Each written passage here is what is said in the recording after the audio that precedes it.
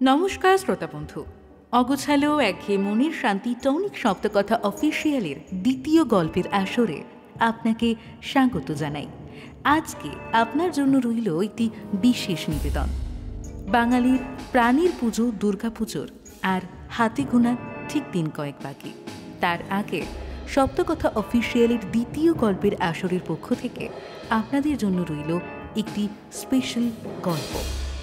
শুরু হচ্ছে আমাদের আজকের গল্প, অমিত ঘোষের কলমে সংহারিণী।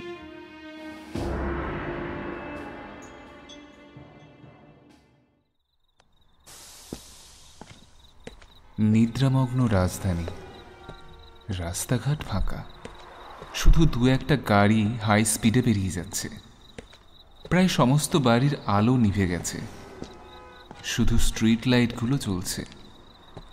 নিকষ কালো অন্ধকারে কয়েকটি হ্যালোজেনের আলো যেন বাকি অংশের অন্ধকারকে আরও বাড়িয়ে তুলেছে। সুসজ্জিত অ্যাপার্টমেন্টগুলোতে লোকে নিশ্চিন্তে শুয়ে আছে। কারো ধারণা নেই যে ৩২২ নম্বর প্লটের দোতলা বাড়িটায় কি চলছে। বাইরে থেকে অবশ্য কিছু বোঝার উপায় নেই, বরং সাজসজ্জায় আশেপাশের বাড়িগুলোর তুলনায় অনেকটাই সাধারণ। কিন্তু ভেতরে ঢুকলে বোঝা যায় যে বাড়িটা একটু আলাদা, কারণ এখানে রয়েছে একটা পেল্লাই বেসমেন্ট, মাটির নিচের হলঘর। সেই হলঘরে এত রাতে জড়ো হয়েছে কয়েকজন মানুষ। মেঝেতে শোয়ানো রয়েছে দুটি মুন্ডহীন মৃতদেহ, আর মাটিতে বসে আছে একজন বৃদ্ধ। মন্ত্রপাঠ সমাপ্ত করে বৃদ্ধ মানুষটি উপস্থিত একজনের প্রতি ইশারা করলেন। নির্দেশ মতো সে ঘরের কোনায় রাখা একটি মুখ বাঁধা বস্তা টেনে নিয়ে এলো। বৃদ্ধ ঘড়ি দেখলেন, শেষ উপাচারের লগ্ন উপস্থিত। বস্তার মুখ খুলে তিনি দুটো বড় নারকেলের মতো বস্তু বের করলেন। সাথে সাথেই বাইরের প্রকৃতি অশান্ত হয়ে উঠল। ঘনিয়ে এলো মেঘ, দুরন্ত বেগে ধেয়ে এলো ঝড়, আর অন্ধকার আকাশের বুক চিড়ে ছুটল বিদ্যুৎ। এ যেন এক অশুভ প্রহরের সূচনা। ঘরে উপস্থিত আগন্তুকদের মুখে উত্তেজনা ফুটে উঠল। একজন বলল, তাহলে এবার সত্যি আমরা সফল হতে চলেছি, তাই না গুরুজি? বৃদ্ধ গুরুজি হাসলেন। এই দিনটির জন্য তিনি বহু যুগ অপেক্ষা করেছেন। অবশেষে মুক্তি। শান্তিতে ঘুমিয়ে থাকা মানুষ বুঝতেও পারল না কত বড় বিপদ পৃথিবীর বুকে ঘনিয়ে এলো। ব্যতিক্রম শুধু একজন, দ্বারকা মন্দিরের প্রধান পুরোহিত। নিদ্রাহীন অবস্থায় খোলা জানালা দিয়ে তিনি দেখলেন রাতের আকাশে দুটি বিদ্যুতের খেলা। কিন্তু সে বিদ্যুতের রং সাদা নয়, গাঢ় লাল, যেন এক রক্তের ধারা রাতের আকাশকে প্লাবিত করছে। আশঙ্কায় বিছানায় উঠে বসলেন তিনি। তারপর করজোরে কৃষ্ণকে প্রণাম করে বললেন, হে প্রভু, কাল দেবী পক্ষের সূচনা, অর্থাৎ আজকের রাতটা অশুভ শক্তির সবচেয়ে শক্তিশালী লগ্ন।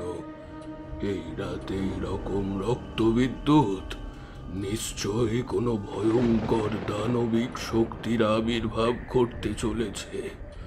পৃথিবীর নিরীহ মানুষকে সেই দুর্দমনীয় অপশক্তির হাত থেকে তুমি রক্ষা করো প্রভু। তাদের বাঁচার উপায় নিশ্চিত করো, প্রেরণ করো এক রক্ষককে।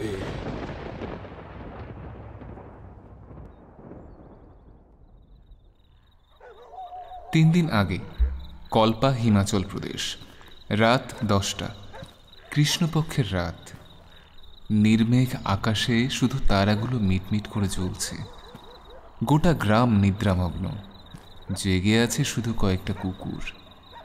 না, আরও একজন জেগে। জনশূন্য পথ দিয়ে সে দ্রুত পায়ে এগিয়ে চলেছে। পরনে স্থানীয় পোশাক, গায়ে মাথায় একটা শাল জড়ানো। আর একটা কাপড় দিয়ে মুখের নিম্নভাগ ঢাকা, ফলে মুখ দেখে কেউ চিনতে পারবে না। চেনার মতো অবশ্য কেউ নেইও, এমনকি কুকুরগুলো পর্যন্ত কেন জানি তার ধারে কাছে ঘেঁষছে না, দূর থেকেই ডাকছে। সেই ডাকের মধ্যে কেমন যেন কাতরতা মেশানো, যেন তারা অনুভব করছে এক অশুভ শক্তির সংকেত। তারা যেন তাকে এগোতে নিষেধ করছে। আগন্তুক অবশ্য সেসবে পাত্তা দিল না, বরং আরও দ্রুত পা চালালো। এই পাহাড়ি পথে অন্ধকারে চলা বেশ কঠিন কাজ, কিন্তু তার কাছে নয়। ছোটবেলা থেকেই সে এতে অভ্যস্ত। ব্যবসার খাতিরে আরও কত খতরনাক কাজ তাকে করতে হয়।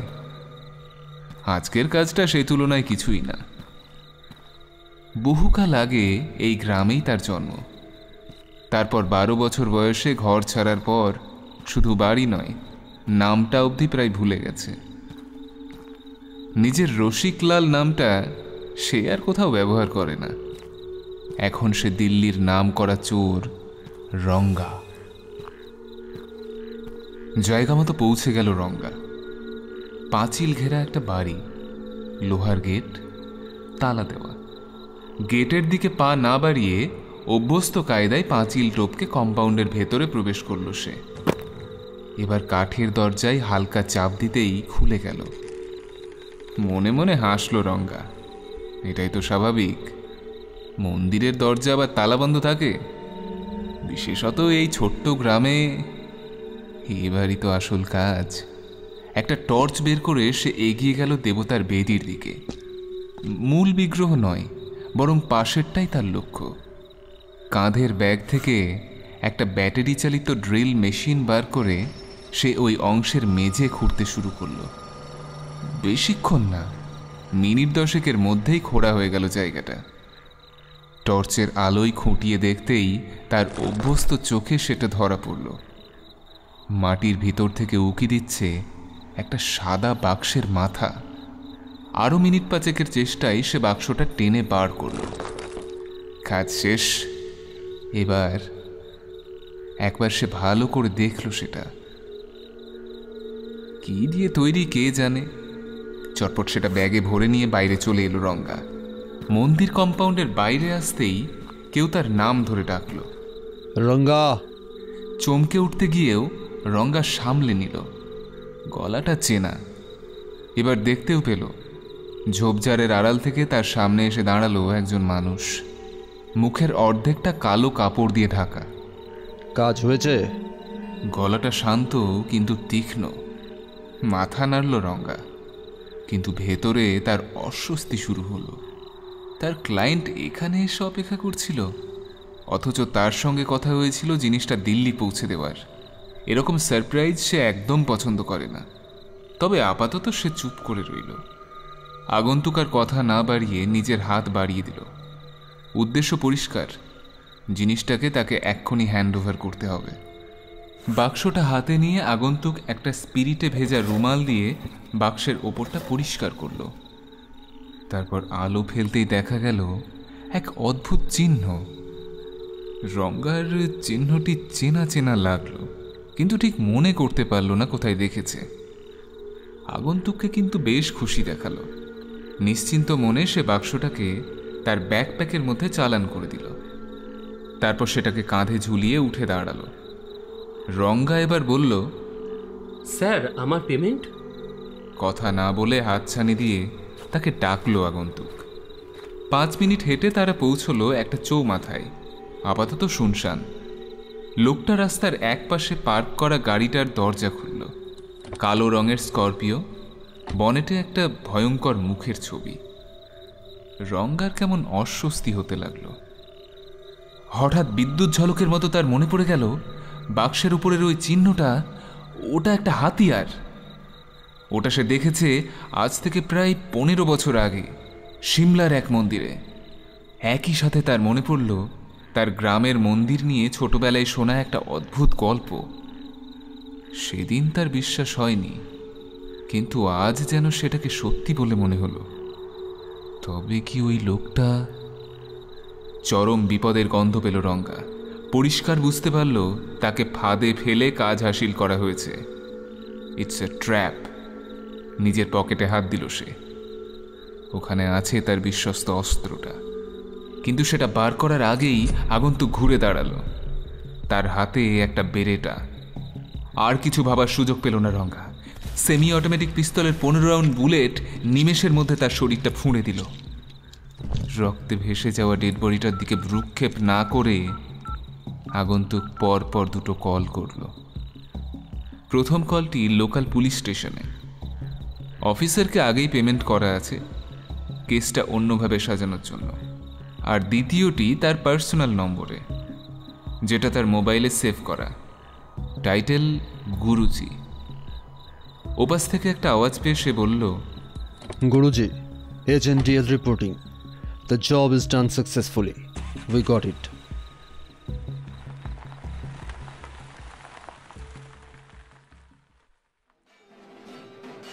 নবরাত্রির উৎসব শুরু হয়ে গেছে, আর তারই অংশ হিসেবে গরবা নাচ। সেই ব্যাপারে এই জায়গাটার গোয়ায় যথেষ্ট নামডাক আছে, সেই জন্য জনসমাগমও প্রচুর হয়। ইনস্টিটিউটের মাঠে খোলা আকাশের নিচে নাচের আয়োজন করা হয়েছে। রঙিন পোশাকে সুসজ্জিত পুরুষ ও মহিলারা মেতে উঠেছে গরবা নাচে। হঠাৎ বদলে গেল আবহাওয়া। কোথা থেকে ছুটে এলো মেঘের দল, সেই সঙ্গে ঝোড়ো হাওয়া। কিন্তু ঠান্ডা নয়, বরং আগুনের মতো গরম। সবার শরীর ঝলসে যেতে লাগলো। ব্যস্ত হয়ে সবাই ছুটে যেতে চাইলো বাইরে, কিন্তু পারল না। কোথা থেকে এলো একরাশ ধোঁয়া।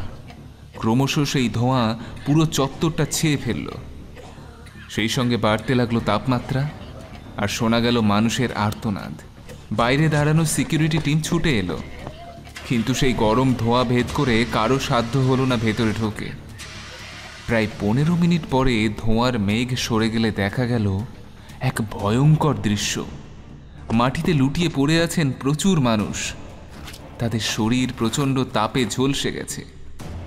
এই হুড়োহুড়ির মধ্যে কেউ লক্ষ্য করল না যে মিউজিক টিমের দুজন লোক ধীরে সুস্থে বাইরে এসে দাঁড়ালো। তারপর বাইরে পার্ক করা একটা গাড়িতে চড়ে সোজা এয়ারপোর্টের দিকে রওনা দিল। তাদের মধ্যে একজন, যাকে আমরা এজেন্ট ডিএল বলে চিনি, নিজের মোবাইল থেকে একটা মেসেজ পাঠালো। Guruji, Agent DL here, along with Agent M. Mission starts smoothly. First target done. Moving to next one. Navratri Chaturthi, Vrindavan লঞ্চ, চ্যাভেননগর, পুনে, রাত 8টা। নবরাত্রি উপলক্ষে আজ এখানে ডান্ডিয়ার আয়োজন করা হয়েছে। ভক্তরা যুগলে ডান্ডিয়া নৃত্যে মেতে উঠেছে। এই আনন্দ উৎসবের মধ্যে কেউ খেয়াল করল না যে ক্যাটারিং সার্ভিসের দুজন লোক সবার নজর এড়িয়ে প্যান্ডেলের পিছনের অন্ধকার জায়গায় এসে দাঁড়ালো। পরক্ষণেই আবহাওয়া পাল্টে গেল। আকাশে মেঘের তাণ্ডব শুরু হলো। একসাথেই উৎসব প্রাঙ্গণ ধোঁয়ায় ভরে যেতে লাগলো। আকাশে ঝলসে উঠল বিদ্যুৎ, আর শুরু হলো মুহুর্মুহু বজ্রপাত। একটি বজ্রপাত হলো রান্নার কাজে ব্যবহৃত একজোড়া গ্যাস সিলিন্ডারের উপর। পলকে বিস্ফোরণ ঘটল। যথারীতি ধোঁয়ায় ঘেরা থাকায় কেউই বাইরে পালাতে পারল না। সবাই জীবন্ত দগ্ধ হতে থাকল। আগুনের লেলিহান শিখার সাথে মানুষের মরণ আর্তনাদে আকাশ বাতাস ভরে উঠল। এরই মধ্যে ওই দুজন লোক সকলের চোখ এড়িয়ে ঘটনাস্থল ত্যাগ করল। ইতিমধ্যেই তাদের মোবাইলে গুরুজির মেসেজ এসেছে। Well done, Agent M and DL. Now move to next target. Navratri Panchami, north Block, Ministry of Home Affairs, Delhi, সকাল 9টা। শর্ট প্রেজেন্টেশনটা শেষ করে কনফারেন্স রুমে বসা সাংবাদিকদের দিকে উদ্বিগ্ন দৃষ্টিতে তাকালেন home secretary. So ladies and gentleman, আমাকে নিশ্চয়ই বলে দিতে হবে না যে পরিস্থিতি অত্যন্ত ভয়ঙ্কর। গত দুদিনের হামলায় প্রায় 50 জন মানুষের মৃত্যু হয়েছে, আহত অন্তত 150। আনফর্চুনেটলি হামলাকারীদের এখনও চিহ্নিত করা যায়নি। লোকাল পুলিশ সিসিটিভি চেক করছে, কিন্তু ধোঁয়ার কারণে ভালো করে কিছু বোঝা যাচ্ছে না। শুধু এটুকু বোঝা যাচ্ছে যে শত্রু অত্যন্ত ভয়ঙ্কর। বিশেষত তাদের টেকনোলজিক্যাল ব্যাকআপ। প্রতিটি ক্ষেত্রে ঘটনার সময় ধোঁয়ার চাদরে সবকিছু মুড়ে গেছে। এই ধোঁয়া কোথা থেকে আসছে তা এখনও আমরা বুঝতে পারিনি। এই সপ্তাহব্যাপী উৎসবে অলরেডি 2 দিন অ্যাটাক হয়ে গেছে। বাকি দিনগুলো যাতে আর কোনো হামলা না হয় সেজন্য গভর্নমেন্ট ইমিডিয়েট অ্যাকশন নিচ্ছে। সমস্ত শহরে নিরাপত্তা জোরদার করা হয়েছে। সেই সঙ্গে ইন্টেলিজেন্সের এক অফিসারকে স্পেশাল অন ডিউটি দিয়ে এর ইনভেস্টিগেশন শুরু করা হচ্ছে, যার উদ্দেশ্য 2টি। 1, নবরাত্রি উৎসবের বাকি দিনগুলো সম্ভাব্য অ্যাটাকের হাত থেকে মানুষকে প্রোটেক্ট করা। 2, হামলাকারীকে খুঁজে বের করা। আর ইনভেস্টিগেটিং অফিসারের সাথে টেকনো ব্রেন হিসাবে যোগ দিচ্ছেন ডিআরডিওর এক scientist. Let's hope for the best. Thank you.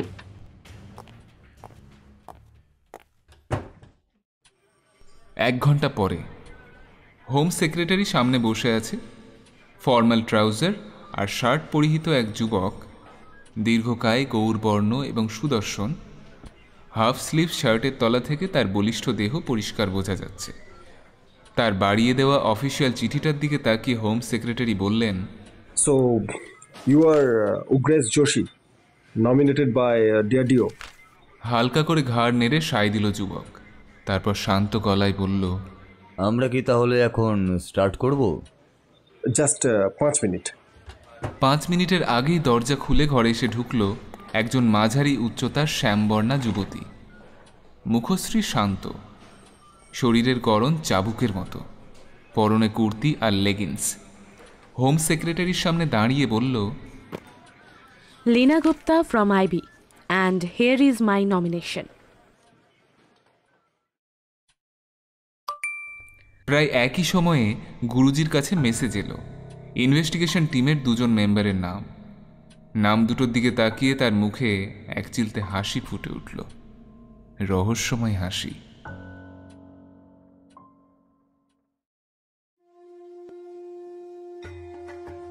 একই দিন পিডব্লিউডি সার্বজনীন দুর্গোৎসব, বুদ্ধমার্গ, পাটনা, রাত 8টা।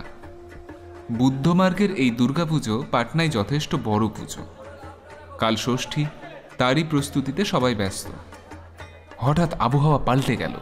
আকাশে মেঘ আর বিদ্যুতের খেলা শুরু হলো। এরপর যথারীতি এলো সেই কালান্তক ধোঁয়া। মণ্ডপের ভিতরে থাকা 5 জন মানুষ ধোঁয়ায় চাপা পড়ে গেলেন। খানিক বাদে ধোঁয়া সরে গেলে দেখা গেল 5 জন মাটিতে পড়ে আছে। প্রত্যেকের গলা কাটা, সেখানে রক্তস্রোত বইছে। সবাই আতঙ্কে ছোটাছুটি করছে, কিন্তু ব্যতিক্রম শুধু 2 জন। নিঃশব্দে হাসতে হাসতে তারা একটা ট্যাক্সি ধরে এয়ারপোর্টের দিকে রওনা হয়ে গেল।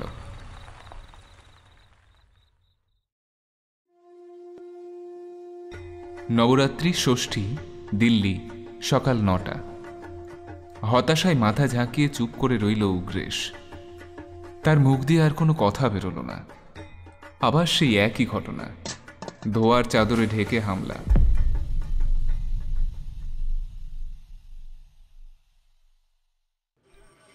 কিছু বুঝতে পারছেন ওই ধোঁয়ার ব্যাপারটা?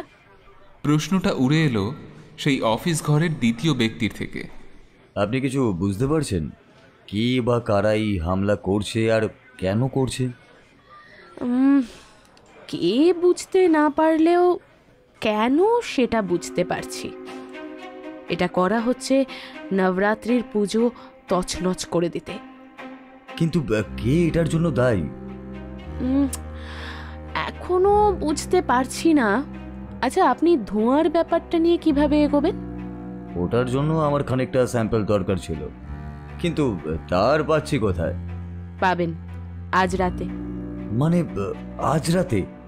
আজ রাতে কি আবার অ্যাটাক হবে? কিন্তু কোথায় অ্যাটাক হবে সেটা আমার সিক্সথ সেন্স বলছে। কোথায় সেটা জানতে পারবো আমার পার্টনারের কাছ থেকে। পার্টনার? লাইফ পার্টনার নয়, খবর সংগ্রহ করার ব্যাপারে পার্টনার। অ্যাকচুয়ালি ও আমার খুব ক্লোজ বন্ধুও বলতে পারেন। উনিও কি ইন্টেলিজেন্সেই আছেন? লিনার মুখে একটা হাসির রেখা ফুটে উঠেই মিলিয়ে গেল। সে বলল, ইন্টেলিজেন্স ওর কাজের একটা ছোট্ট অংশ। সমগ্র পৃথিবী জুড়ে ওর কন্ট্যাক্ট, আর সেই সূত্রেই অনেক খবর জানতে পারে। ওর থেকে 10 মিনিটের মধ্যে জানতে পারবো আজকের হামলার জায়গাটা। দেন উই উইল মুভ দেয়ার। একই দিন মাঢা কলোনি, আন্ধেরি, মুম্বাই, রাত 8টা। নবরাত্রির উৎসব শুরু হয়েছে। ডিজে গানের তালে তালে নাচছে সবাই। হঠাৎ আবার কোত্থেকে ছুটে এলো সেই কালান্তক ধোঁয়া, চারিদিক ঢেকে গেল। আবার এক কাণ্ড হলো। প্যান্ডেলের বাইরে অনেকক্ষণ ধরে একটা ভ্যানিটি ভ্যান দাঁড়িয়েছিল। তার দরজা খুলে বেরিয়ে এলো 5 জন লোক। তাদের হাতে অটোমেটিক AK-56 রাইফেল। চেহারায় এক ভয়ঙ্কর মুখোশ, যেন নরক থেকে উঠে এসেছে দানব। মাথায় শিং। নির্দ্বিধায় তারা ধোঁয়ার ভিতর প্রবেশ করল। অর্কেস্ট্রা গ্রুপের মধ্যে থেকে দুটো চেহারা সামনে এগিয়ে এলো, এজেন্ট এম আর ডিএল। এই 5 জন তাদের সামনে গিয়ে দাঁড়ালো। এম মাথা নেড়ে সম্মতি দিতেই তারা হাতের অস্ত্রগুলো উঁচিয়ে ধরল সশস্ত্র লোকগুলোর দিকে। কিন্তু গুলি চালানোর আগেই ভিড় থেকে লাফিয়ে সামনে এলো এক মহিলা, লিনা। তার 2 হাতে অদ্ভুত বাঁকানো ধরনের দুটো ছুরি। নিমেষে সে দুটো গেঁথে দিল 2 হামলাকারীর পেটে। তাদের পেট 2 ফাঁক হয়ে গেল। সুতীব্র আর্তনাদ করে লুটিয়ে পড়ল তারা। থেমে না থেকে লিনা ঝাঁপিয়ে পড়ল 3য় জনের উপর। এক ঘুষিতে তার নাক মুখ ফেটে গেল। রক্তাক্ত অবস্থায় পড়ে গেল সে। এবার বাকি 2 জনের পালা। কিন্তু লিনার হাতে ততক্ষণে উঠে এসেছে একটা অদ্ভুত ধরনের পিস্তল। ব্যারেলটা মোটা। ট্রিগার দুটো টেপার সাথে সাথে দুটো লৌহ শলাকা তাদের শরীরে বিদ্ধ হলো। পলকে লুটিয়ে পড়ল তারা। কিন্তু পরক্ষণেই পিছন থেকে একজোড়া কঠিন হাতের ধাক্কায় লিনা ছিটকে পড়ল। এজেন্ট এম, তার হাতে একটা লম্বা শোল্ড। সেটা নিয়ে সে আবার ঝাঁপিয়ে পড়ল লিনার উপর। চোখের নিমেষে শরীর মুচড়ে পাশ কাটিয়ে আঘাত এড়ালো লিনা। তারপর হাতের পেছন থেকে তার গলা জড়িয়ে ধরল। এজেন্ট এম আপ্রাণ চেষ্টা করলো নিজেকে ছাড়াতে, কিন্তু পারল না। মহিলার শরীরে অমানুষিক শক্তি। তখনই কোত্থেকে এলো আর এক দফা ধোঁয়ার স্রোত। সবকিছুই তার মধ্যে হারিয়ে গেল। লিনার হাতের বাঁধনও খুলে গেল। কিছুক্ষণ পরে ধোঁয়া কেটে যেতেই দেখা গেল 5টা ডেড বডি পড়ে আছে, আর কারোর কোনো চিহ্ন নেই। একটা শ্বাস ফেলল লিনা। তারপর পাশে দাঁড়ানো উগ্রেশকে বলল, কিছু বুঝলেন? উগ্রেশের হাতে একটা অদ্ভুত করণের বোতল, তার ভেতরে ধোঁয়া। বোতলটার দিকে তাকিয়ে উগ্রেশ বলল, এই ধোঁয়ার স্যাম্পল আমি কালেক্ট করে নিয়েছি, এবার ল্যাবে এটা টেস্ট করতে হবে। আশ্চর্য শান্ত গলায় লিনা বলল, fantastic, let's move.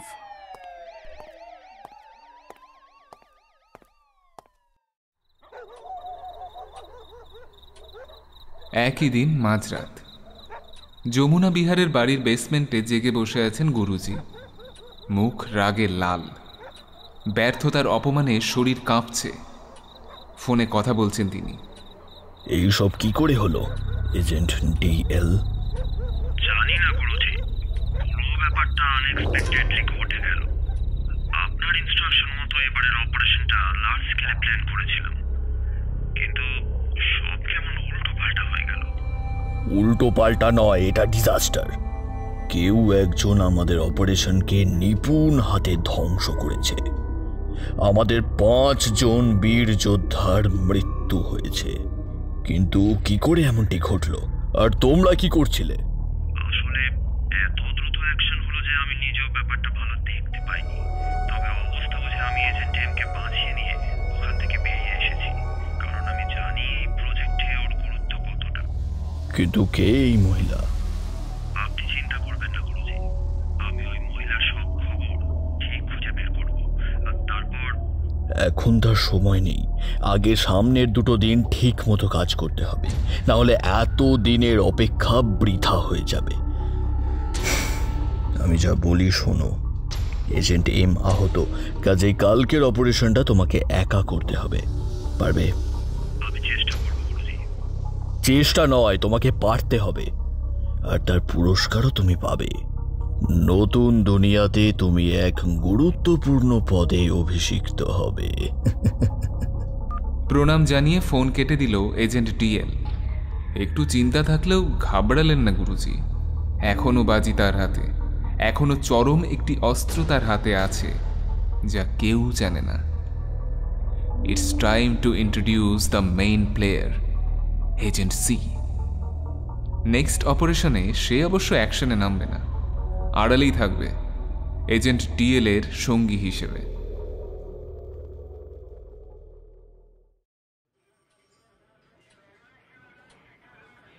Navratri, Saptami, fort, police headquarters, Mumbai, সকাল 10টা। কনফারেন্স রুমে পুলিশ কর্তাদের সঙ্গে মিটিং করে ফিরছেন লীনা।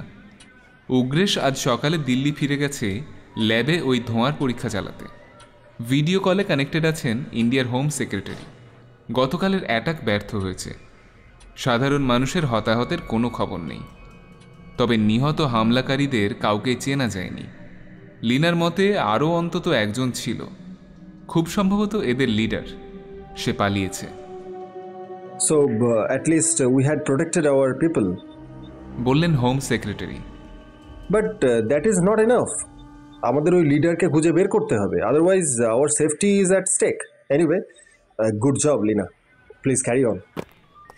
স্যালিউট করে ঘর ছেড়ে বেরিয়ে গেল লীনা। কেউ লক্ষ্য করল না তার ঠোঁটের কোণে এক টুকরো বাঁকা হাসি আর চোখে আগুন। কনফারেন্স রুমের বাইরে এসে লীনা মোবাইলটা বের করল। তার পার্টনার এখনো কোনো খবর দিল না, অথচ আজও হামলা হবে সে ব্যাপারে সে নিশ্চিত। শয়তানরা কখনো এত সহজে হার মানে না। আজ মহাসপ্তমী, আজ থেকে তার পার্টনার আর কোনো খবর পাঠাতে পারবে না। অথচ এই মুহূর্তে হামলার লোকেশনটা না পেলে মুশকিল হয়ে যাবে। কি আর হতে পারে? না, আর অপেক্ষা করা চলবে না।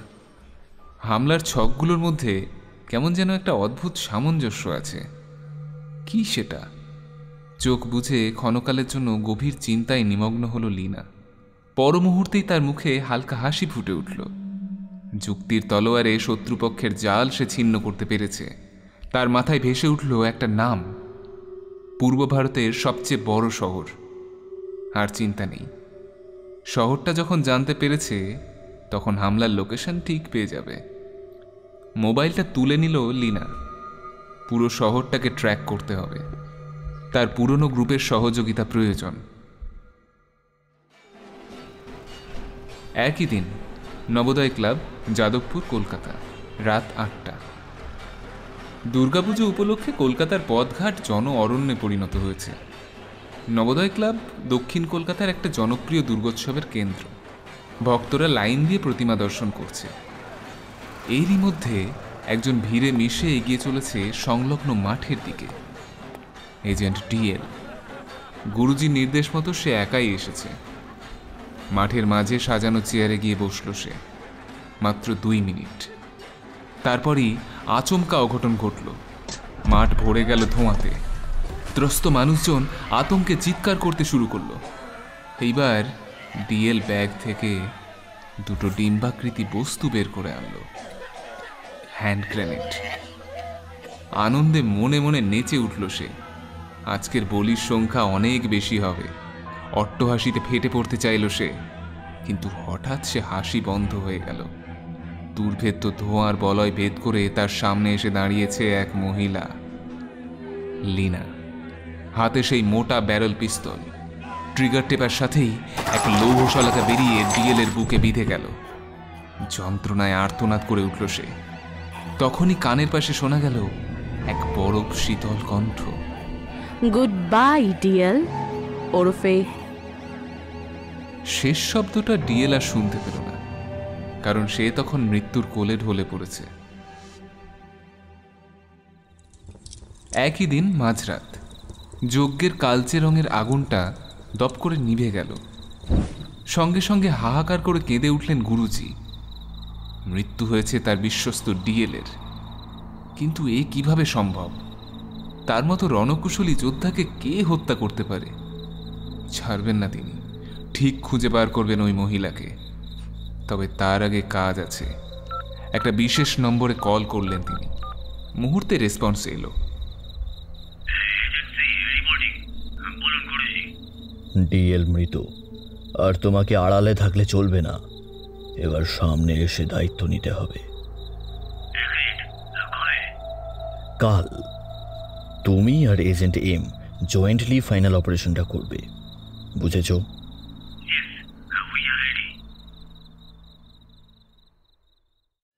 Navratri, Ashtami, north Block, Ministry of Home Affairs, Delhi, সকাল 10টা। হোম সেক্রেটারির কেবিনে বসে আছেন লীনা। কলকাতাও বেঁচে গেছে, হামলা ফলপ্রসূ হয়নি। উপরন্তু হামলাকারীদের লিডার এনকাউন্টারে মৃত। সব মিলিয়ে আইবি সফল। অজ্ঞাত হামলাকারীদের হাত থেকে দেশের মানুষ এখন সুরক্ষিত। কি মনে হচ্ছে লীনা, ওই অজ্ঞাত পরিচয় টেররিস্টকে আর তার উদ্দেশ্যই বা কী ছিল? কিছু জানা গেল না, তাই না? এই রহস্যের সম্পূর্ণ সমাধান কি আদৌ হবে? ডোন্ট ওয়ারি স্যার, আমাকে আর একটা দিন সময় দিন, সব কিছু ঠিক হয়ে যাবে। আর ওই ধোঁয়ার স্যাম্পল তো ডিআরডিও টেস্ট করছে, ওটার রেজাল্ট পেলে অনেক কিছু ক্লিয়ার হয়ে যাবে। Okay, go ahead, all the best. By the way, তুমি আজ দেশের মানুষকে প্রোটেক্ট করছো, কংগ্রেচুলেশনস। ঘর ছেড়ে বেরোনোর সময় লীনার চোখ দুটো কেমন যেন ঝলসে উঠল। মনে মনে সে বলল, yes, I have to B the protector, রক্ষক।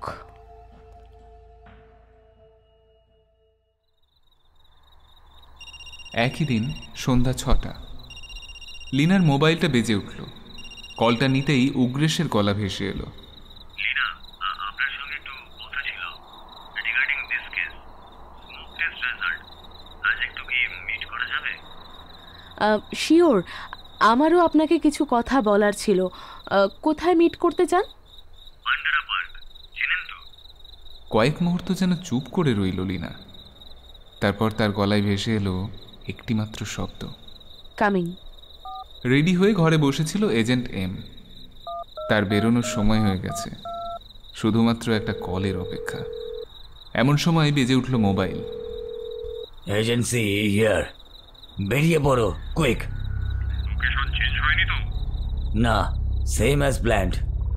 ওকে, আমি টিম নিয়ে এক্ষুনি পৌঁছচ্ছি। শোনো, তুমি একা আমার সাথে মিট করবে, টিমের জন্য কাজ আছে। একটা ছোট্ট অপারেশন সারতে হবে, এক মহিলাকে খতম করতে হবে। IB agent Leena Gupta. Location same, ছবি পাঠাচ্ছি। ফোন কেটে দাঁত বের করে হাসলো এজেন্ট এম। একজন মহিলাকে হত্যা, এই কাজটা তার টিম ভালোভাবেই করবে, হ্যাঁ, রাদার এনজয় করবে। মহা অষ্টমীর রাত, সন্ধি পুজো হয়ে গেছে। তৈরি হয়ে বেরিয়ে পড়ল লীনা। তার মন বলছে আজ অপারেশনের অন্তিম অধ্যায়।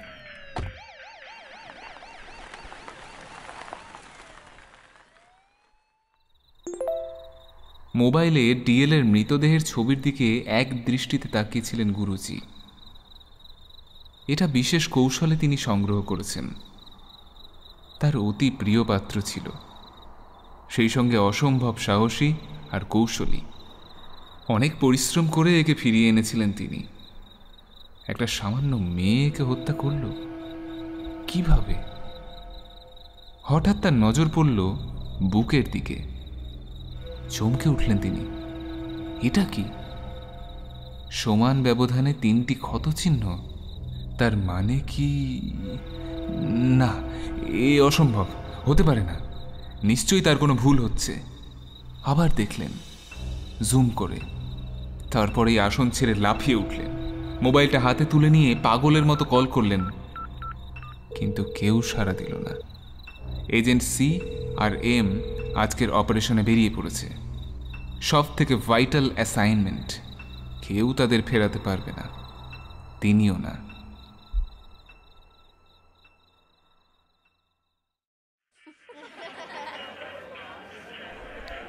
একই দিন Pandara Park, India Gate, Delhi, রাত 8টা। নবরাত্রির মহা অষ্টমীর উদযাপন চলছে। পান্ডারা পার্কের বিশাল প্যান্ডেল লোকজনে পরিপূর্ণ। বাইক থেকে নেমে উগ্রের সতর্ক দৃষ্টিতে একবার চারিদিকে দেখে নিল, যদিও সন্দেহজনক কিছুই চোখে পড়ল না। উগ্রেশ হাঁটা দিল পার্কের অন্য দিকে। এদিকটা একেবারেই জনশূন্য, শুধু একটা মাত্র লাইট জ্বলছে। পাশে একটা বেঞ্চ, তাতে বসে আছে এক ছায়ামূর্তি।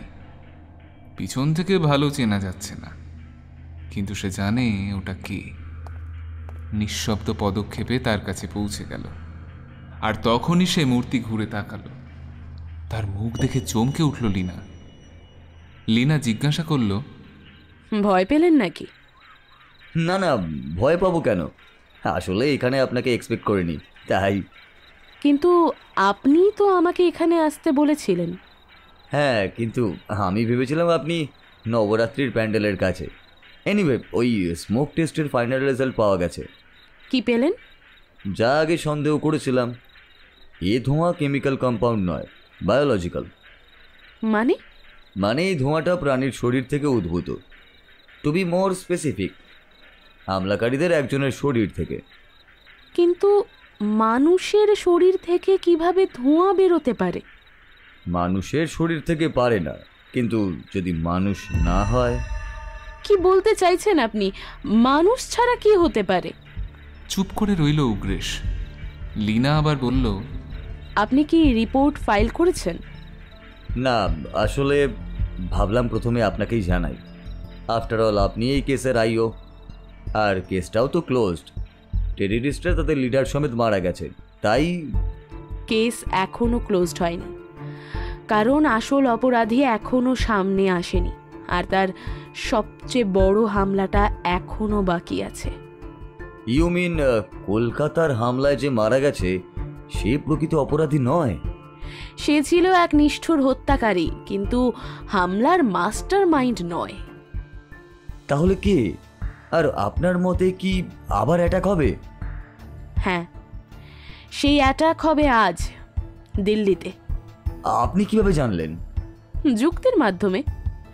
অ্যাটাকের দিন আর লোকেশন যদি লক্ষ্য করেন তাহলে দেখবেন হামলাকারী একটা সুনির্দিষ্ট ছক বজায় রেখেছে। ফার্স্ট অ্যাটাক 3 তারিখে গোয়াতে। গোয়া শব্দটিতে শব্দ সংখ্যা হচ্ছে 3। নেক্সট অ্যাটাক 4 তারিখে পুনেতে। পুনেতেও শব্দ সংখ্যা 4। পরের অ্যাটাক 5 তারিখে পাটনায়। পাটনাও যদি আপনি ইংলিশে দেখেন তাহলে PATNA, শব্দ সংখ্যা 5। নেক্সট 6 তারিখে মুম্বাইতে। মুম্বাইয়ের শব্দ সংখ্যা 6। এরপর অ্যাটাক গতকাল 7 তারিখে কলকাতায়। KOLKATA, শব্দ সংখ্যা 7।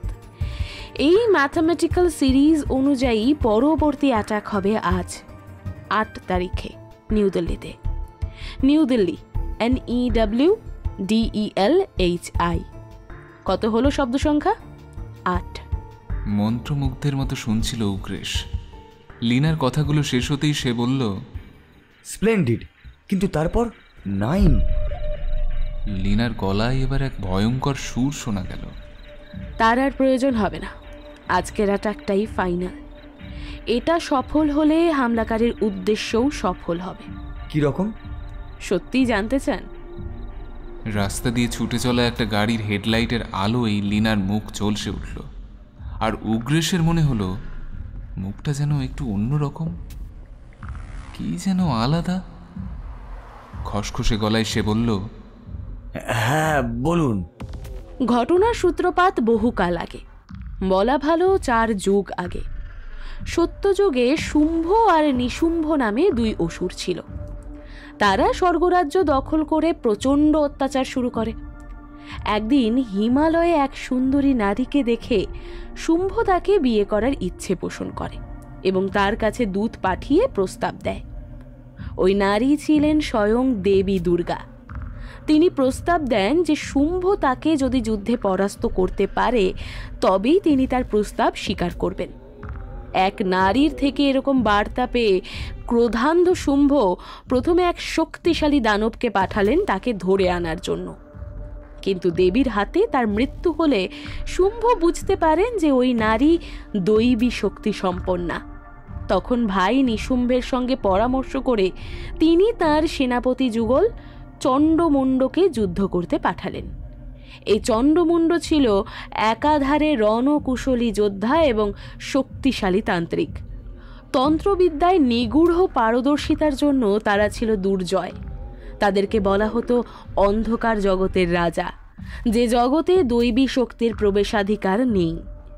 শুম্ভ নিশুম্ভের ধারণা ছিল দৈবী শক্তির অধিকারিণী ওই নারী অর্থাৎ দেবী দুর্গা সৃষ্টির নিয়ম ভঙ্গ করে অন্ধকারের সন্তান চণ্ডমুণ্ডের কোনো ক্ষতি করতে পারবেন না, ফলত তাকে হার স্বীকার করতে হবে। দেবী দুর্গা সমগ্র সৃষ্টির ধারক ও বাহক, আলো এবং অন্ধকার দুই জগতেরই প্রাণধারা। তিনি ইচ্ছে করলেই অন্ধকার জগতে প্রবেশ করে চণ্ডমুণ্ডকে বধ করতে পারতেন, কিন্তু তিনি সৃষ্টির নিয়মকে লঙ্ঘন করলেন না।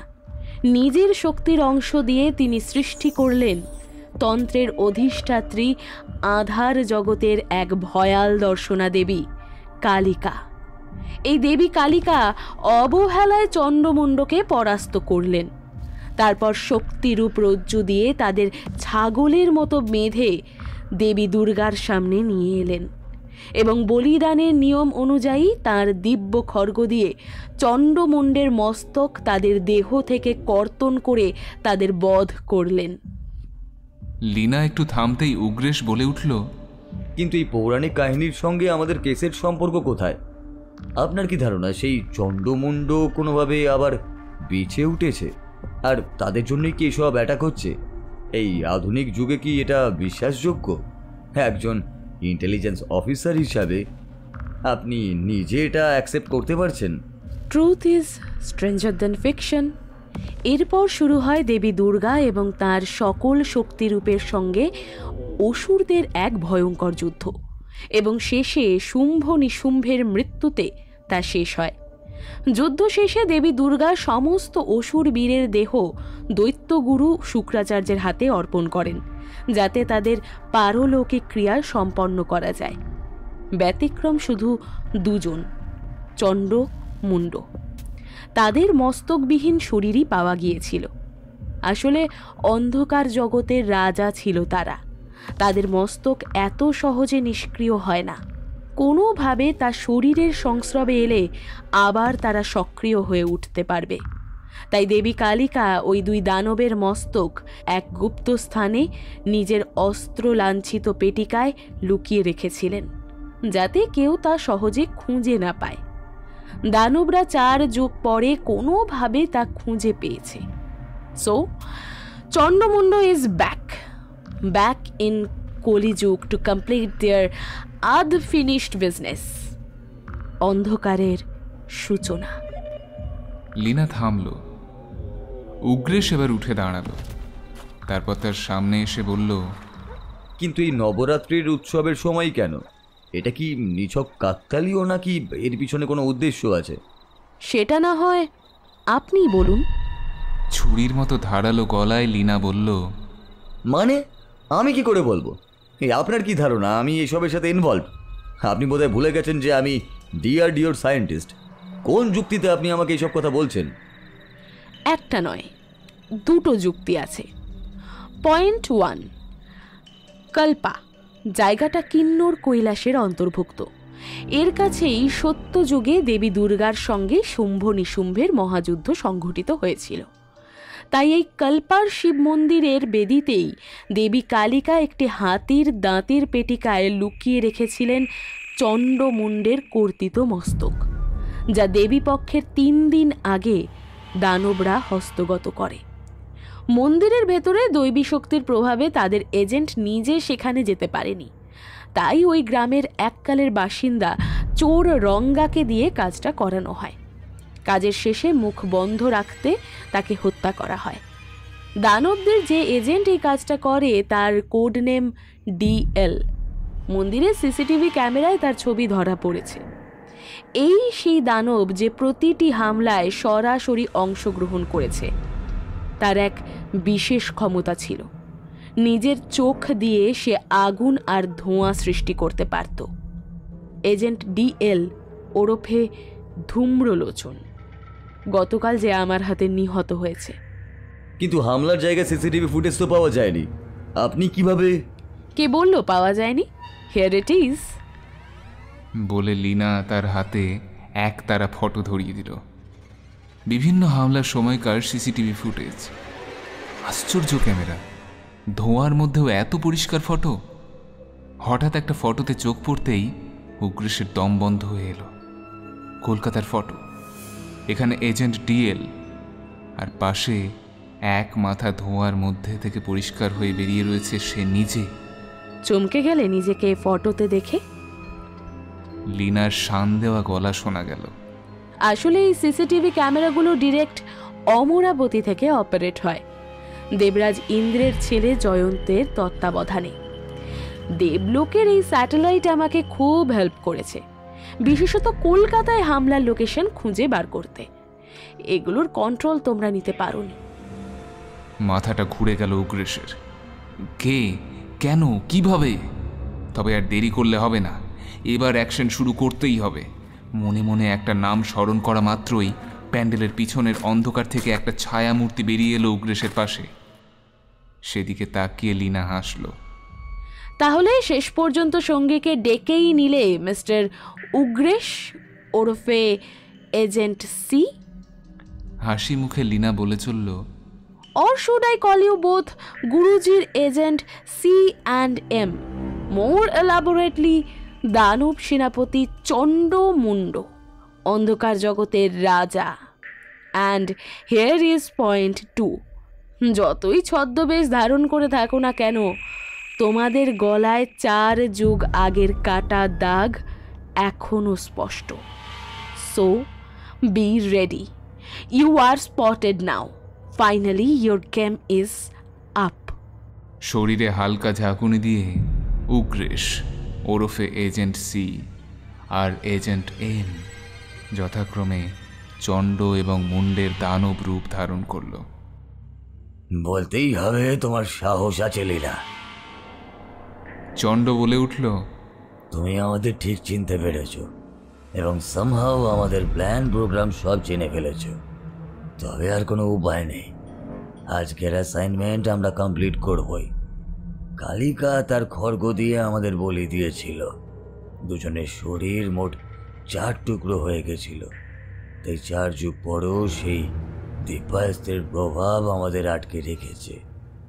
গুরু শুক্রাচার্যের মন্ত্র সাধনায় নতুন জীবন লাভ করলেও আমরা আমাদের শক্তির সম্পূর্ণ প্রয়োগ করতে পারছি না, তাই এই হামলা। মর্তলোকে দুর্গার সবচেয়ে বড় পুজোর সময় 4 দিন ব্যাপী নরবলি দিলে তবেই ওই অস্ত্রের প্রভাব কাটাতে পারব। 3 দিন তো হয়েই গেছিল, কিন্তু গত 2 দিন তোমার জন্য আমাদের উদ্দেশ্য সফল হয়নি। কোনো মানুষই মরেনি, তাই নরবলিও পাওয়া যায়নি। কিন্তু আজ আর তা হবে না। আজ অষ্টমীর দিন, আর সবচেয়ে বেশি বলি হবে। সে ব্যবস্থা আমরা করেছি, আর তারপরের থেকেই শুরু হবে অন্ধকারের যুগ, দানব রাজ্যের সূচনা। তবে তোমাকে আর সেই দিন দেখতে হবে না রিনা, তোমার জীবন এখানেই শেষ। রাস্তায় আমাদের ওষুধ যোদ্ধার দল তোমাকে খতম করবার জন্য সাগ্রহে প্রতীক্ষা করছে। So good bye. লীনা অস্থির হলো না, বরং অনুত্তেজিত কণ্ঠে বলল, চণ্ডমুণ্ড, তোমরা ওভার কনফিডেন্ট হয়ে অতীতের শিক্ষা ভুলে গেছো। ভাবো তো, সেদিন 5 জন শক্তিশালী অসুরকে কিভাবে মেরেছিলাম, আর আজও তো একদল অসুর সেনাকে পাঠিয়েছিলে আমাকে হত্যা করার জন্য। ফর ইউর ইনফরমেশন, তারা আর এই দুনিয়াতে নেই, সবাই নরকে চলে গেছে। চণ্ডমুণ্ড কিছু বলার আগেই চণ্ডের মোবাইল বেজে উঠল। ফোন ধরতেই গুরুজির উদ্বিগ্ন গলা ভেসে এলো,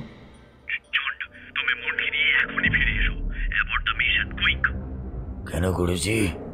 ধূম্রলোচনের বডিতে 3টে সমান্তরাল ক্ষত ছিল। তো তোমরা মূর্খ। এর মানে হলো যে লৌহশলাকা দিয়ে ওর মৃত্যু হয়েছে তা কোনো সাধারণ অস্ত্র নয়, তার 3টে ফলা, অর্থাৎ ত্রিশূল। ইয়েস, ইটস আ ত্রিশূল ইন মাইক্রোফর্ম। আর তোমরা নিশ্চয়ই জানো ত্রিশূল কার অস্ত্র।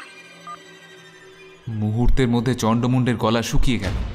একটাও কথা না বলে তারা পালানোর জন্য দৌড়ল। হঠাৎ একটা ধাতব দণ্ড উড়ে এসে সামনে মাটিতে গেঁথে গিয়ে তাদের পথ রোধ করল। 3টি ফলা বিশিষ্ট দণ্ড, ত্রিশূল। পিছন থেকে একটা ইস্পাত কঠিন আওয়াজ ভেসে এলো। পালাবার চেষ্টা করে লাভ নেই চন্দ্রমুণ্ড, তোমাদের নিয়তি এখানে অপেক্ষা করছে। পিছন ফিরে দেখে তারা স্তম্ভিত হয়ে গেল। যেন কোনো মন্ত্র বলে লীনার পোশাক বদলে গেছে। এখন পরনে তার লাল শাড়ি। চন্ডের মনে পড়ল যে কিছুক্ষণ আগে থেকে লীনার মুখটা অন্যরকম লাগছিল। এখন তার কারণটা এক ঝটকায় পরিষ্কার হয়ে গেল। লীনার কপালে ছিল এক অদ্ভুত আকৃতির টিপ। এখন অবশ্য টিপটা একটু সরে গেছে, আর তার নিচ থেকে দেখা যাচ্ছে এক ক্ষুদ্র গোলক। ওটা আসলে চোখের মণি। তার কপালে দৃশ্যমান হয়ে উঠেছে 3য় নয়ন। আবার সেই সুমিষ্ট অথচ কঠিন কণ্ঠ ভেসে। সরি, আমার পুরো নামটা আগে বলিনি, তাই না? আমি কুলিনা। এবার চিনতে পারছো? ভয়ে বিস্ময়ে চন্ডমুণ্ড হতবাক হয়ে দাঁড়িয়ে রইল। তাদের চারপাশের আকাশে বাতাসে ধ্বনিত হলো এক স্তোত্র। রক্তবীজ বদে দেবী চন্ডমুণ্ড বিনাশিনী, রক্তবীজ বদে দেবী চন্ডমুণ্ড বিনাশিনী। তাদের সম্মুখে দণ্ডায়মান দেবী কুলিনা ওরফে কালিকা, যিনি 4 যুগ আগে তাদের বধ করে চামুণ্ডা নাম ধারণ করেছিলেন। বুঝতেই পারছো, তোমাদের খেলা শেষ। তোমাদের গুরুজি অর্থাৎ দৈত্যগুরু শুক্রাচার্য ওই কল্পা মন্দিরের পূজারীর সহকারীর কাছ থেকে জানতে পেরে তোমাদের মস্তক উদ্ধার করেছেন। তারপর তন্ত্র শক্তির দ্বারা তোমাদের আত্মাকে নরক থেকে বের করে এনে তোমাদের দেহে প্রাণ সঞ্চার করেছেন। ভেবেছিলেন কেউ জানতে পারবে না, কিন্তু তিনি জানতেন না যে এইরকম হাই রিস্ক আত্মার জন্য নরকে এক অদৃশ্য অ্যালার্ম ইনস্টল করা হয়েছে। ফলে সাথে সাথেই যমরাজ ঘটনাটি জানতে পারে এবং শ্রী বিষ্ণুকে ইমিডিয়েটলি সেটা রিপোর্ট করেন। আর যেহেতু এই সময় দেবী দুর্গার 10 দিন ব্যাপী আরাধনা চলে, সেহেতু তার পক্ষেও এই সময় অসুরদের সঙ্গে যুদ্ধে অবতীর্ণ হওয়া সম্ভব নয়। তোমাদের গুরুজি সেটা জানতেন। তিনি ভেবেছিলেন এই সময় কেউ অসুরদের বাধা দিতে পারবে না, কাজেই নরবলি দিয়ে তোমাদের ঋত শক্তি পুনরুদ্ধার করে তার দ্বারা দানব রাজ্যের ভিত্তিপ্রস্তর স্থাপন করতে চেয়েছিলেন। কিন্তু দেবী দুর্গা নিষ্ক্রিয় থাকতে বাধ্য হলেও তার স্থলে আবির্ভূত হলো তার পার্টনার কালিকা, নামান্তরে কুলিনা ওরফে লীনা। স্তব্ধ হয়ে শুনে যাচ্ছিল ওরা। এবার চণ্ড এগিয়ে এলো। কাঁপা কাঁপা গলায় সে বলল, ধীরে কালিকা, ধীরে। তুমি কি জানো যে আজ আমাদের হামলার প্ল্যান কি ছিল?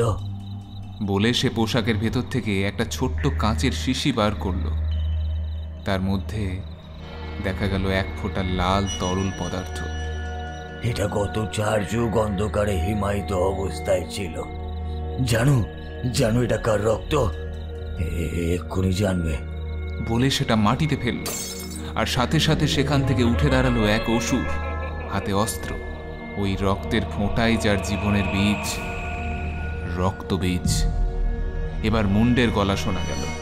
কতবার তোমরা দুজনে মিলে রক্তবীজকে শেষ করেছিলে, এবার তোমার পার্টনার নেই, কাজেই তুমি অসহায় কালিকা। ওকে কেউ শেষ করতে পারবে না। ওর 1 ফোঁটা রক্ত আরেকটা রক্তবীজের জন্ম দেবে, সেখান থেকেই আরেকটা হবে। পুরো জগৎ সংসার দানবদের করায়ত্তে হবে। অসুরদের সমবেত হাসিতে দিক বিদিক মুখরিত হয়ে উঠল। দেবী অচঞ্চল নয়নে অসুরদের দিকে তাকিয়ে রইলেন। তারপর তার কণ্ঠে ভয়ঙ্কর দৈববাণীর সুর ঘনিয়ে এলো। রক্তবীজকে তুলে এনে তোমরা ভালোই করেছো। আমি জানি ও কিভাবে ফিরে এলো। গতবার দেবী দুর্গা রক্তবীজ গ্রুপকে নিধনকালে তাদের সমস্ত রক্ত আমি পান করেছিলাম, কিন্তু সব শেষে ওনার ত্রিশূলে লেগে থাকা শেষ রক্তবিন্দুটি ঝরে পড়ে সোজা পাতালে, তোমাদের গুরুজি শুক্রাচার্যের ধরা এক মন্ত্রপুত পাত্রে। সেটাই উনি তোমাদেরকে দিয়েছেন, তবে এবার আর তা হবে না। রক্তবীজের এক ফোঁটা রক্তও এবার বাঁচবে না। তোমাদের সাথে ওরও খেলা শেষ। কথা শেষ করেই দেবী দু হাতে চণ্ডমুণ্ডের বুকের সজোরে ঘুষি চালালেন। যন্ত্রণায় দম বন্ধ হয়ে এলো তাদের। সামলাতে না পেরে মাটিতে লুটিয়ে পড়ল তারা। তা দেখে রক্তবীজের তলোয়ার হাতে ছুটে এলো, কিন্তু শরীরের তলদেশে দেবীর এক প্রবল পদাঘাত তাকে বেসামাল করে দিল। এরপর তিনি তাকে দু হাতে চেপে ধরে আকাশের দিকে ছুঁড়ে দিলেন। মাটিতে পড়ে থাকা চণ্ডমুণ্ড বিস্ফারিত চোখে দেখল মুহূর্তে দেবীর হাতে উদয় হয়েছে এক অদ্ভুত দর্শন অস্ত্র, ত্রিশূল, অথচ তার দণ্ডটি ফাঁপা, নালিকাযুক্ত। রক্তবীজ এবার আকাশ থেকে পড়ল শটান দেবীর হাতে ধরা সেই অস্ত্রটির উপর। ত্রিশূলের ফলা সমেত নলিকাযুক্ত দণ্ডের অগ্রভাগ তার পেটে গেঁথে ভিতরে ঢুকে গেল।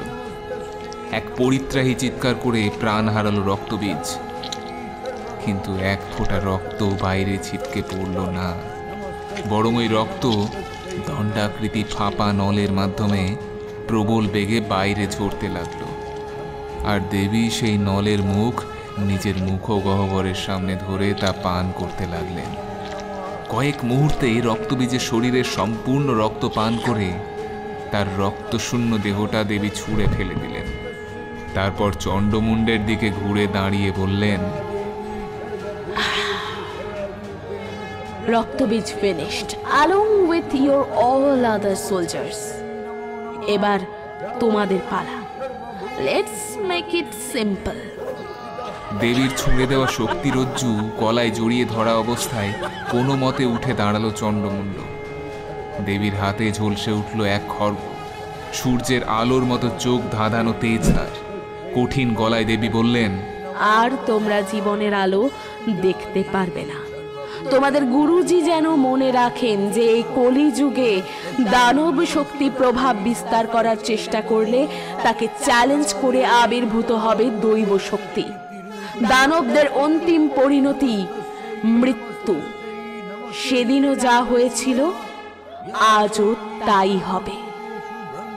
বাম হাতে চণ্ডমুণ্ডের মাথার চুল ধরে ডান হাতে তার খড়গ চালালেন দেবী কালিকা। মুহূর্তের মধ্যে তাদের শরীর মস্তিষ্কচ্যুত হয়ে মাটিতে লুটিয়ে পড়ল। কাটা মুন্ডু দুটো হাতে ধরে মুখ খুলে তাকালেন লীনা, দেবী কালিকা। হালকা হেসে সামনের মণ্ডপের পূজাবেদিতে অধিষ্ঠাত্রী দেবী দুর্গার মূর্তির দিকে তাকালেন। তার পার্টনার নিজে যুদ্ধে যোগ না দিতে পারলেও খবরাখবর তাকে দিয়ে হেল্প করেছে। ওনার দিকে ডান দিকের বুড়ো আঙুলটা তুলে ধরলেন একবার, তারপর শান্ত পায়ে হেঁটে অন্ধকারে মিলিয়ে গেলেন।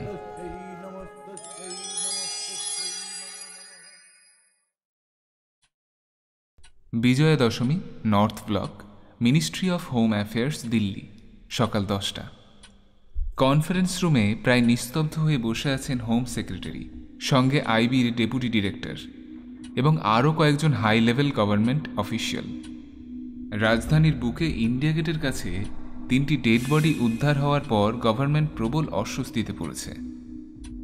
একদিনের মধ্যে ঝটিকা তদন্তে অনেক কিছু এলোমেলো হয়ে গেছে। যে কয়েকটি তথ্য তাদের সামনে এসেছে তা হল, সারা ইন্ডিয়ার বিভিন্ন এরিয়ায় যেখানে সেখানে আক্রমণ হয়েছিল, নির্জন স্থানে বেশ কিছু মানুষের ডেড বডি পাওয়া গেছে। তারা কেউ মিউজিক টিমের, কেউ ইলেকট্রিশিয়ান, আবার কেউ বা ক্যাটারিংয়ের লোক। সকলেই বেশ লম্বা চওড়া।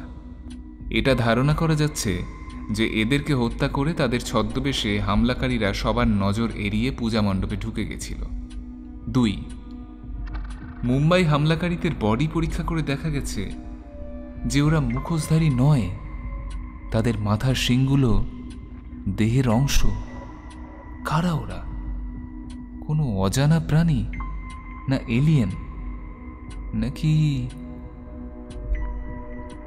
ডিআরডিওর সায়েন্টিস্ট উগ্রেশ যোশীর মৃতদেহ পাওয়া গেছে তার সিমলায় তার ফার্ম হাউসে। বডির অবস্থা দেখে ফরেন্সিক টিমের অনুমান যে তার মৃত্যু হয়েছে অন্তত 10 দিন আগে। তাহলে ইনভেস্টিগেশন টিমে থাকা উগ্রেশ কে ছিল? 4. পান্ডারা পার্কের পাশে যে 3টি বডি পাওয়া গেছে তাদের একজনের শরীর সম্পূর্ণভাবে রক্তশূন্য, যেন অ্যানিমিয়ায় মৃত্যু হয়েছে, অথচ বডি দেখে যথেষ্ট শক্তিশালী মনে হয়। তাহলে কি কোনোভাবে শরীরের সব রক্ত শুষে নিয়ে তাকে মারা হয়েছে? 5. একই জায়গায় পাওয়া বাকি বডিগুলোর মুন্ডু নেই, কেউ মাথা কেটে মার্ডার করেছে। এটার কারণ কি? পরিচয় গোপন নাকি অন্য কোনো উদ্দেশ্য আছে? এবং 6. লীনা উধাও, তাকে পাওয়া যাচ্ছে না, মোবাইল সুইচড অফ। আইভি বলছে লীনা গুপ্তা নামে তাদের নাকি কোনো অফিসারই নেই। হোম মিনিস্ট্রি চ্যালেঞ্জ করতে পারছে না, কারণ লীনার নাম লেখা সমস্ত অফিসিয়াল ডকুমেন্টস ইনক্লুডিং তার নমিনেশন লেটার কিভাবে যেন গায়েব হয়ে গেছে। কম্পিউটার বা মেইলে থাকা সমস্ত কপিও ডিলিট হয়ে গেছে। এমনকি বিভিন্ন সিসিটিভি ক্যামেরার ফুটেজেও লীনার কোনো ছবি ওঠেনি। কে এসে? কিছুক্ষণ নীরব থেকে মুখ খুললেন হোম সেক্রেটারি, তারপর বললেন, সো আপাতত আমাদের ব্যাপারগুলো চেপে যেতে হবে। যতদিন না সব রহস্য পরিষ্কার হচ্ছে ততদিন কেউ মিডিয়ার সামনে মুখ খুলবেন না। আমার মনে হয় না আর কোনো অ্যাটাক হবে। So that chapter is closed. Good day.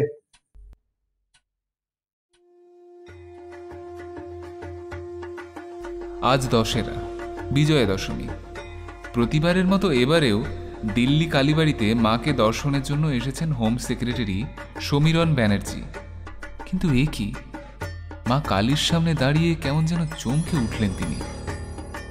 তারপর পাথরের মতো শক্ত হয়ে গেলেন। কি হলো? শরীর খারাপ লাগছে? স্ত্রীর প্রশ্নের কোনো উত্তর না দিয়ে শান্তভাবে এসে দাঁড়ালেন সমীরণবাবু। ওই মুখ কেন এত চেনা লাগছে? কোথায় দেখেছেন? হঠাৎ মনে পড়ল তার। শিউরে উঠলেন তিনি। এই কথা তিনি কাউকে বলতে পারবেন না, কিন্তু বুঝলেন মা ছিলেন, মা আছেন এবং মা থাকবেন। যদি দুর্দমনীয় দানব শক্তি কোনোদিন জেগে ওঠে, মা আবার আবির্ভূত হবেন ধরিত্রীর বুকে মানব কুলের রক্ষক রূপে। আপনারা এতক্ষণ শুনছিলেন লেখক অমিত ঘোষের কলমে সংহারিণী। গল্পে সূত্রধরের ভূমিকায় ছিলাম আমি। অন্যান্য চরিত্রে মুন্ডুর ভূমিকায় নির্মাল্য, পুরোহিতের ভূমিকায় শুভম, রঙ্গার ভূমিকায় শুভম, গুরুজির ভূমিকায় রৌনক, হোম সেক্রেটারি প্রদীপ্ত, এজেন্ট ডিএলির ভূমিকায় কৌশিক, উগ্রেশের ভূমিকায় বুবাই, লীনার ভূমিকায় বর্ষা, অদৃশ্য কণ্ঠ বুবাই, মহিলার ভূমিকায় প্রান্তিকা এবং কথকের ভূমিকায় অমিত। কেমন লাগলো আজকের গল্প জানাতে ভুলবেন না। আর এমনই নানান ভিন্ন স্বাদের গল্প শুনতে হলে এখনই সাবস্ক্রাইব করুন আমাদের চ্যানেল, আর পাশে থাকা বেল আইকন প্রেস করে অল নোটিফিকেশন অন করে রাখুন, যাতে আমাদের চ্যানেলে আসা গল্পের আপডেট সবার আগে আপনার কাছে পৌঁছে যায়। সুস্থ থাকুন, ভালো থাকুন, শুনতে থাকুন, শোনাতে থাকুন আপনার প্রিয়, আমার প্রিয় সেরা গল্পের ঠিকানাকে, শব্দ কথার দ্বিতীয় গল্পের আসরকে। পুজো আনুক আশার আলো, পুজো কাটুক সবার ভালো। ধন্যবাদ, নমস্কার।